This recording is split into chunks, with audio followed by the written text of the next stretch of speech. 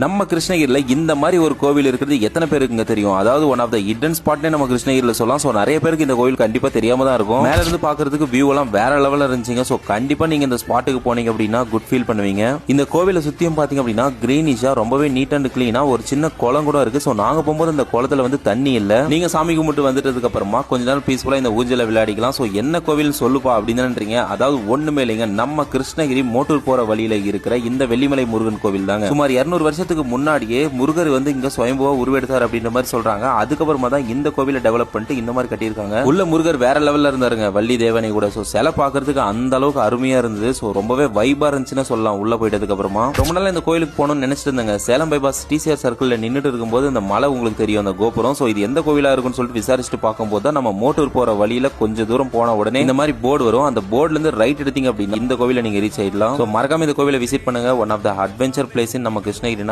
இந்த வெள்ளிமலை முருகர் கோவிலுடைய பாதையை சொல்லலாங்க. தேங்க்ஸ் ஃபார் வாட்சிங். இன்னொரு நல்ல வீடியோல மட்டில் டபா. இந்த மாதிரியான இன்ஃபர்மேட்டிவான வீடியோ தெரிஞ்சுக்க நம்ம வணக்கம் கிருஷ்ணகிரி பேஜை ஃபாலோ பண்ணிக்கோங்க.